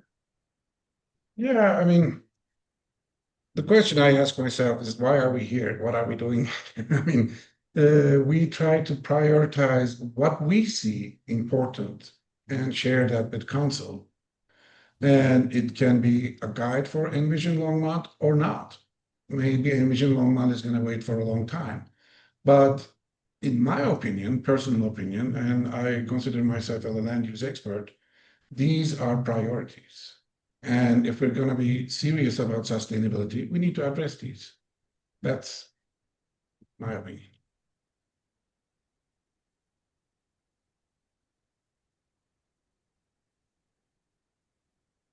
Okay. Well, so Corkett, I believe you had presented this with the idea that we would evaluate whether we wanted to move forward with this or make additional revisions, and make a decision as a board whether we wanted to move forward with presenting this to City Council. The procedural way to do that would be for someone to make a motion to do that. Well, I already made the motion. This is the motion.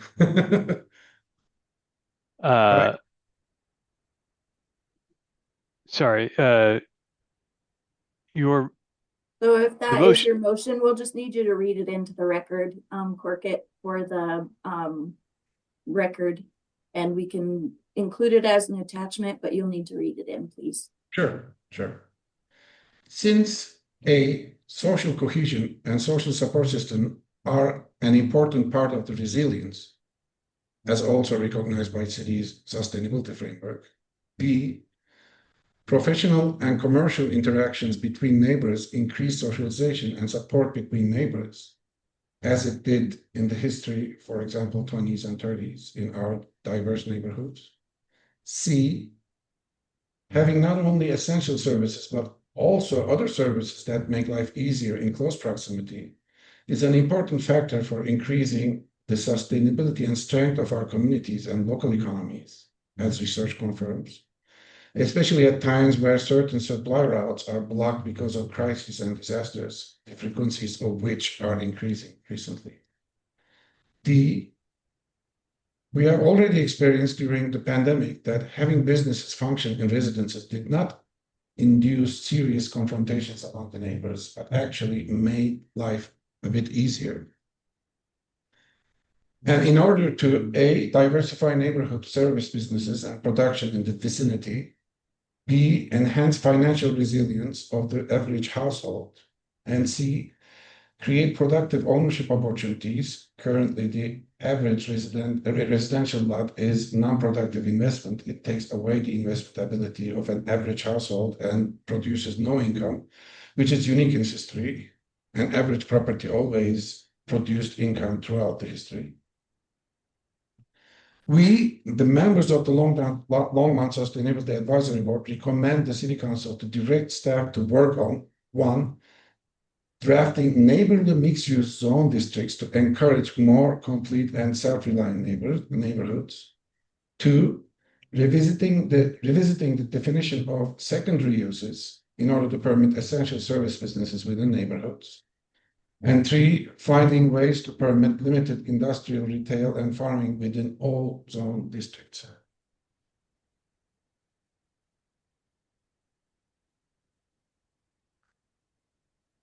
And Corky, to make sure I understood that fully, your motion is to present that language to City Council. Correct. Okay. Is there a second for this motion? I'll second it. Okay. Before we take a vote, I want to make sure that if there are comments on this, that we have an opportunity. We've discussed this for a moment in advance of any motion. Are there further comments that we need to leave room for? Go ahead, Jeff. I cannot fathom to understand everything you just said, so I cannot support it without diving deep. So that's my comment. It's just too much for me all at once.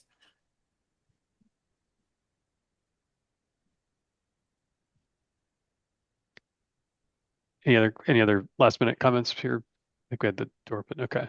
I would just lend if maybe the last three bullet points, which I think are really the motion, maybe could be read again without the rest of the narrative. Sure.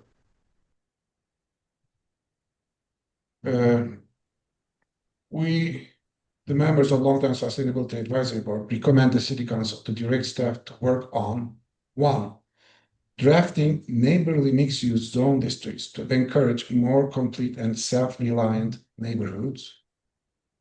Two, revisiting the definition of secondary uses in order to permit essential service businesses within neighborhoods. Three, finding ways to permit limited industrial, retail, and farming within all zone districts.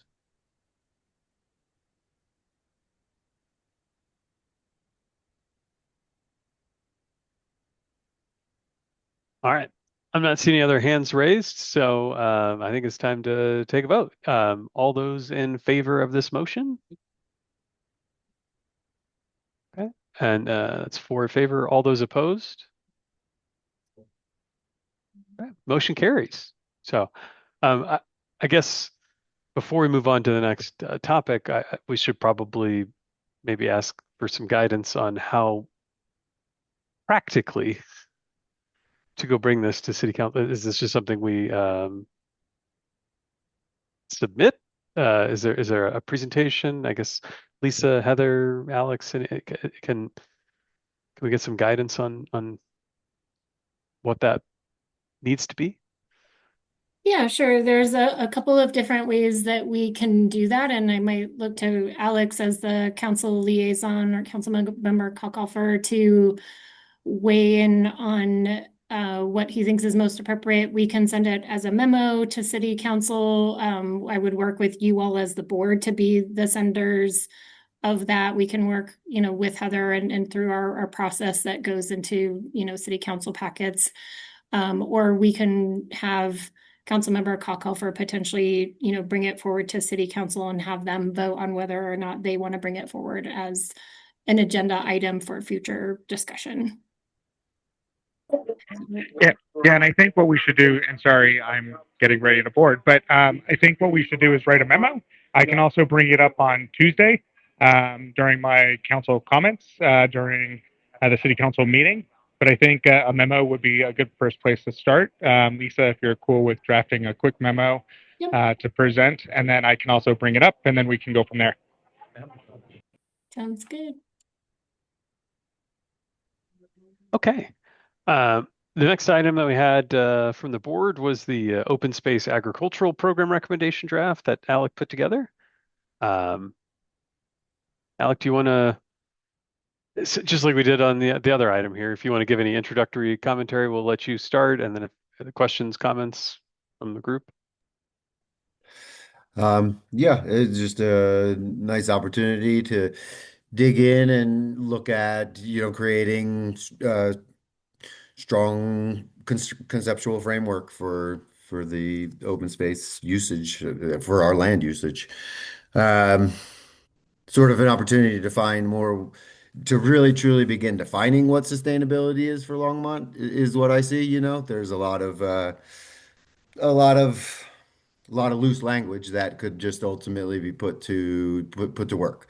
It's and all of it is sort of primed in the 2018 sustainability evaluation systems packet, in support of the foundation of the open space master, and trails master plan, and I guess a 2000 ordinance, um, 2041. That seems to be the guiding basis. But ultimately, I think the long story short was that, we're ultimately operating on a 24-year-old plan. And yeah, and that's good and fine, and or should be adapted and brought up to a speed. Um, yeah. Sort of hoping to, if anything, even really have bigger time and space to really sit with it with y'all, because I did it pretty quick, and there's even stuff like just that I would like to be a bit maybe more specific on within, especially like the water components. But um, yeah, I don't think I'm supposed to like read the whole thing, right? Do y'all read it? Do you just ask questions? I think it's a lot to read. I think it's in our packet. It has been distributed. It's available to the public to see. Mhm. I mean, I think we can. I could go through like just the eight topic Well, points or something, or yeah, I don't know. I guess my recommendation would be to open the floor to anybody else who's got strong thoughts that they want to share on this. Does anybody have any questions or comments for Alec? Just a little bit of information. I met yesterday with the project manager who will be heading up the update to the open space. They're calling it the Open Space Systems Plan now, and they're wrapping up the RFP. And just for some timing for consideration, should be kicking off that process in the fall, probably the August, September timeframe, assuming that everything goes smoothly with the RFP. So there's a little, asterisk next to that. But I do think this is timely and has been in front of council for appropriations and all of that kind of stuff. So the money is there, it's been appropriated, they're working out the details, and it should kick off in the fall. What was the RFP for? Oh, sorry, there we go. To select a vendor that'll be the one leading that planning process. Leading the recreation of the Yep. systems plan. Gotcha. Yep. Perfect. Thank you. No real questions, Alec. I was really grateful that you put this together, and I feel like it addressed a lot of the questions that I brought up when we had folks in person at our meeting, especially the piece on local food production. I was really surprised to hear that of everything that's grown on city-owned land, none of that was actually being consumed by any of the residents. Unless you count beer, I think barley and beer maybe was one of those. And I also thought the focus on water and the focus on having a baseline for soil health as a resource were, I think, really valuable. And the fact that you kind of focused on here are the low cost, kind of low barrier ways to start to get this information so that we can set targets around it was a really approachable way to map out our recommendation. So just wanted to voice my support and thanks. I'll give some comment too. Yeah, and I meant to say to this to Orchid as well. Like both of you, thank you for putting both of these documents together. Like it's a no small task to go try to synthesize some of the things that we've talked about as a group and put it together. And I think both were effective communication tools for that. So well done. I will say, Alec, on this one, uh, it is it's a little on the longer side. For my take, it's a lot of important information to convey, and so it's challenging to get the reader to walk away with the key takeaways. I think like they're at the end, of course, with like what our recommendation is, um, and then it's a lot of supporting information in advance of that. I also think there's a little bit of like language kind of at the beginning and at the end that is sort of not exactly we'd have to edit that in order to bring it to council, right? It's sort of the narrative blends a recommendation to city council and the rationale for like it's almost like an email saying, hey, here's what I did and I'm ready to help more, which makes it hard to take it in its current form directly to council. I also wonder, it sounds like Jeff, you didn't have an opportunity to maybe read some of these documents in the packet as thoroughly. I do wonder if repackaging it without some of that kind of intro and closing kind of language that's there and just like gets right to the heart of it a little bit might have it be a more impactful um, item and if we delay before taking action, give our people a little more time to look into it because this definitely isn't something someone's going to read on the side in this meeting if they didn't have a chance to review in advance. All right. Looks like Daniel, you had your hand up first. Yeah. Yeah, I think for me, it's kind of a question what I'm chewing on. Because I like the whole thing, and Alec, I appreciate also providing the citations for those of us who are not sure what we're reading, so we can go read some extra research papers too to get in. I think for me, is I like it as a whole, and so my question is who, to what Lisa was just saying, is like who best to use this as a conversation with? Is this a conversation with City Council? Is it a conversation with the Open Space and Parks Advisory Board or the Parks and Natural Resources Department? And so that's kind of my question of, do we go to City Council to say, hey, we want this document in, in the hands when that RFQ is complete and we've hired our consultant, we want this document in their hands, or is the recommendation to city count, so it's kind of the who is getting this because I think the content in the whole, I found it valuable. I found it totally on topic for the concerns of we have in this community. So it's just kind of a question of who we're writing for, Robert. Is this a quick segment for city council, or is this something we want to influence a decision the consultant's going to make or the department's going to make? That sort of kind of question. Alec, it looks like you are eager to Yeah, jump yeah, in. yeah. I'll give you a Yes. I moment. mean, I'm certainly not writing a motion. I don't think that I think this is more a tool for Lisa and her department. It's like it's a gift from the volunteer SAB to have like information so that when they look into the, SES revamps or the open space system new creations, right, they have a tool of understanding that goes along with all of the jargon that comes in the bureaucratic realm, right? There's no way that Lisa can understand the nuance of what she should actually be looking for in soil science. And so I'm providing that, right? And same with the water and same with the, yeah, what other communities maybe are doing that are further than, whatever the case may be.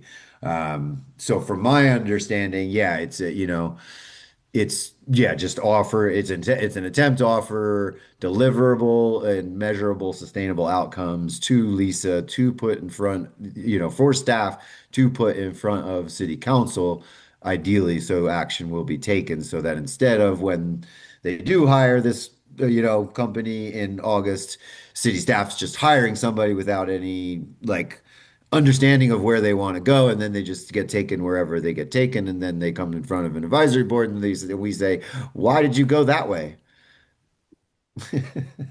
Like, Like, so instead yeah, we yeah, try to get ahead of the ball and here's the answers. We need to be looking at bare minimum organic matter in the soil.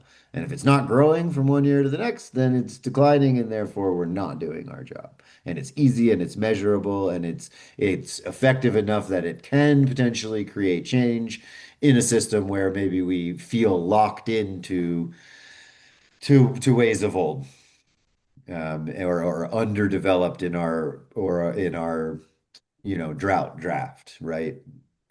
Putting it together, yeah, yeah, an attempt to get ahead of, I hope. But yeah, not a motion, and it doesn't go directly to city council. I'd be curious to hear Lisa's take on an answer to Daniel's question. well, we're not, yeah, if she Oh comes my off God, mute. y'all, I'm so sorry. I just went to the bathroom and I just walked in as Alex said, I want Lisa's take. I was like, I'm sorry, I'll be right back, Heather. If So you Uh, can Lisa, at you least are take that back. good with the motion we just passed then. That's what you're saying, right? Uh, sounds uh, good. I to, to, apologize, y'all. to recap a little bit, I think Alec was saying he wasn't putting this forth as like a motion to bring to city council, but as a tool for our sustainability staff in the city to Oh, have yeah, access to for absolutely. like insights and guidance when thinking about these future plans. So that was his vision for what has been drafted. So Oh, uh, yeah, that's great. And I think that one, I thought it was really well done and very thoughtful. And I think that it will be a really helpful resource and for staff to have. And also, as I mentioned, this board will be very much a stakeholder in the process for that update. So if that's the direction for this, and I know Alex got on the plane, I'm not sure if he can speak or not, but I do think this board has already been identified as one that council will explicitly say they want to be engaged in this process. Yes, absolutely. So whichever way you all want to go on that, I think we're solid. well, Corkit, you got your hand raised. Yeah, I do appreciate this too. It's a very well written, and I keep going back to our role. When I read the our purpose in the code, it clearly says we set the priorities and we share that and we advise the council. And I kind of, wonder how can we make that easier and faster and on time. I agree, you know, I mean, some of these problems are pretty complex and we try to formulate and there's no one way to formulate. And if you work on it further, you can do really a good document, Robert. But at the end of the day, time is essential. I mean, we wait more month, wait one more month. It doesn't, deliver on time. I think, since we have this expertise in this board, and since there are some ideas coming out, I'm really for sharing those on time and easily. And when I look at something like this, like you said, this is not a motion, but I mean, I'm just putting this out, but I'd like to make a motion eventually. I'm not making it right now to find a way to share this with the council right now. I mean, this is a well-crafted opinion, and there are a lot of items because at the end of the day, council decides what staff to do. We don't tell staff what to do. It's council's job to direct the staff. And that's the way to communicate. That is, we need to communicate with the council so that council make a decision about what's the priority. That's all I want to say. Okay. Go ahead, Jeff. I have a lot now because I think, geez, Corca, did you just make you're actually offering a motion for Alex, what he said? Okay. I just want to put it on the table. Okay, so I can get some feedback. What do you guys think about that? So I feel like I'm a little bit misrepresented, so I have to speak on behalf of myself. So what Alec proposed to me is fine because it's an opinion, it's a suggestion, and I appreciate everybody's thoughtful advice. When Corca, yours, it's a bit complicated and it's too much for me to digest all at once. And when it's stuff that I don't know if I can agree with 90%, then I don't know if I can agree with it. So that's when it's something is so complicated. So my suggestion would be anytime we can be concise and succinct and have executive summaries and short bursts. Maybe it's just my peanut brain, but that's what works for me. And that's really what I want to say. Sorry, hand popped. Oh, Daniel. Okay. Sorry. Yeah, Corkit, to what you asked, I think that makes a lot of sense to me is some sort of motion around making sure this is available to city council to read, that it's not something that just they don't get the opportunity to read if they want to. It would seem a shame if that channel of communication isn't available, and recognizing, unlike the other motion we passed tonight, that um, it's not asking for anything right now. We're not there. There isn't a direction in here. There isn't a demand on resources. It's information, and not to leave it as opinion. It's an expert opinion coming from this board. And so I just wonder what the process is to say, like, hey, can we get this to city council from the sustainability advisory board for them to read if they want? But we're not asking it to go on an agenda or anything necessarily. We trust city staff, with this as an opinion too. But yeah, some side of a lighter version. I also want to mention too, Jeff, because you mentioned a couple of times too of feeling overwhelmed by Corkit's motion. I want to be clear for the public record that Corkit did give us a full presentation at one of the meetings you missed, where he went into full detail about this, and those meetings are available for review if you want to watch them later as well. And so I think that's really important for us as board members, that when we miss meetings, that we are watching those recordings so that we can make informed decisions if they come up in following. Because I think this is a good example of where, the decisions we make span the course of many meetings, and so we just have to stay on top of that. And so I just want to acknowledge that too, that this was not a surprise from Corkit today, members of the public who may be watching.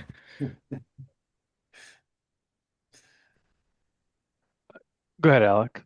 Oh geez. Well,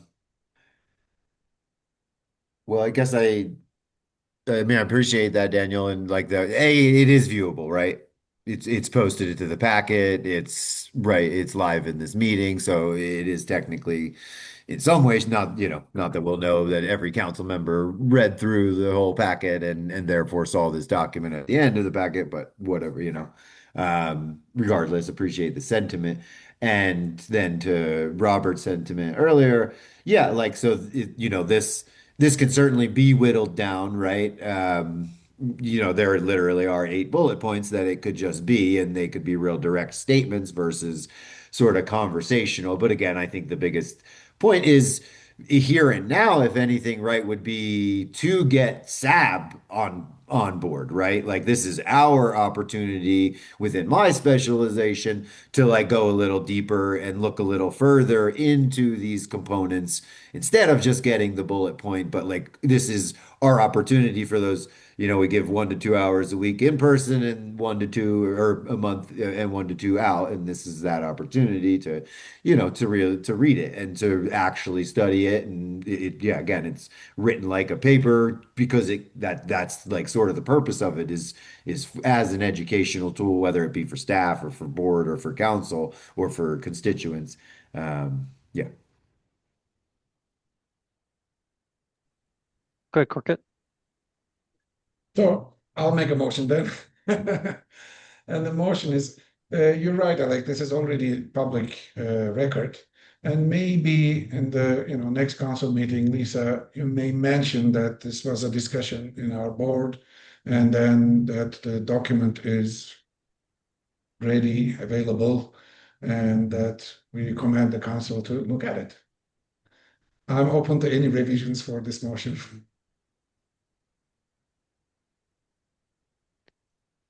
Is there a second? I second. Okay. Sorry, a little confused on what the motion is. Yeah, Corky, could you restate? Make sure we Uh, can. Yeah. I move to staff mentioning this discussion and this document to the council in the next council meeting. Are we able to direct Direction to staff to do staff. that? I have a suggestion. Since this is something that Lisa and team might be working on, maybe this is something that Lisa, and I don't know if you are comfortable with this, if this is something that the board provides to the sustainability staff to consider as you're working on this project. Sorry, we lost that last part, Alex. I don't know if this is appropriate for the board to suggest this to go to staff. Since staff is looking at this project, that the board bring this recommendation for staff's consideration as they're working on the project.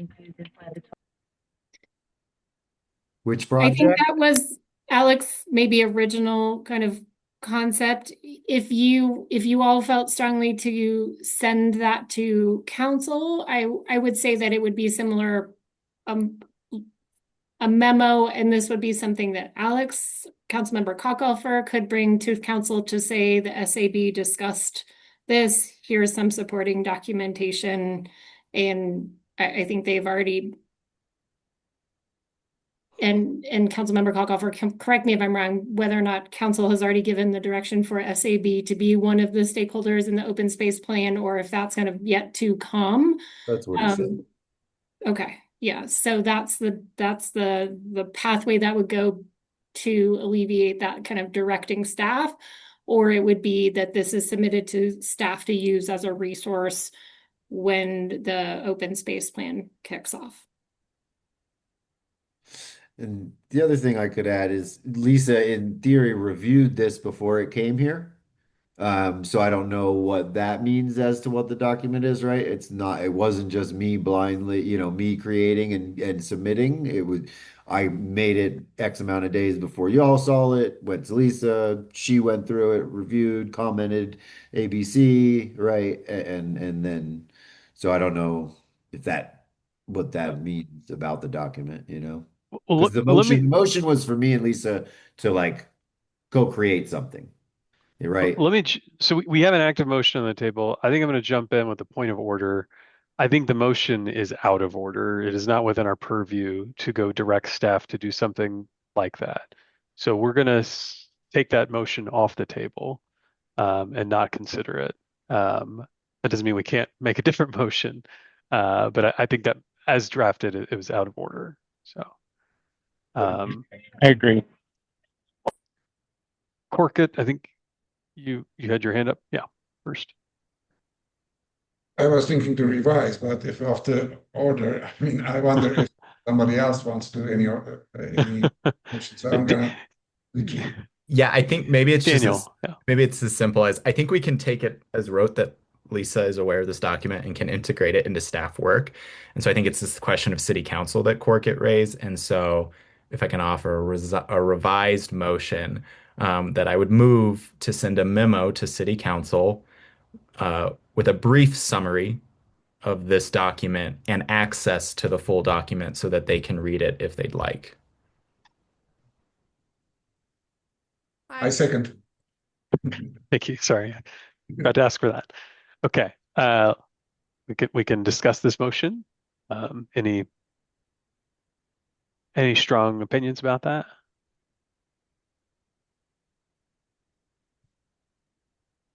Okay. Well, hearing no further discussion, I'm stalling here to figure out what I think. I guess we could take a vote. All those in favor of that motion, go ahead. And all those opposed. And I'm abstaining. Yeah, I couldn't make up my mind how I feel. I'm not I'm just a choosing. fence sitter. Yeah. So that motion carries. So we need to create a short summary of that. Not sure how that happens. I But have like a intro maybe I could send to Heather, you could send out to Sab, and Yeah. if everybody okays it or wants to add. okay. I'd say whatever summary you put together is fine with me, Alec. I don't need to review that necessarily. Yeah, I'll still put it to Heather first if she I wants to. appreciate that. Yeah. Okay. All right. This items from the board piece of the agenda, those were the items that we came in with. If there's anything else that we need to discuss, we can bring it up now, but I would encourage you to look at the clock at the same time. So any other items? Okay. Well, Yeah, that kind of At 6:30, we hit overtime, right? So yes, so it takes us. We already did items from council, the informational items and board correspondence. Yeah, there's I don't know 45 or so pages in the packet this month, so make sure you got a chance to read all that. And there's just nothing there to discuss at this point. So up next is adjourning the meeting. We'll need a motion for that. Just a reminder, our next meeting is on June the 17th. It will be a virtual meeting like this one. So is there a motion to adjourn though? I move to adjourn. Thank you, Daniel. Is there a second? Second. Thank you, Corkett. All those in support of that? I'll vote on this one. All those opposed? Okay, I think that carries. Thank you, everybody. Good, engaging discussion today. I really Thanks, appreciate it. Some Heather, heavy Lauren, topics. Lisa. Thanks all. Thank you all. I won't be here Thanks, next month. everybody. I will be in charge. Okay. No more Heather? So, Thanks, everyone. Sorry for all the noise. So Lauren, I get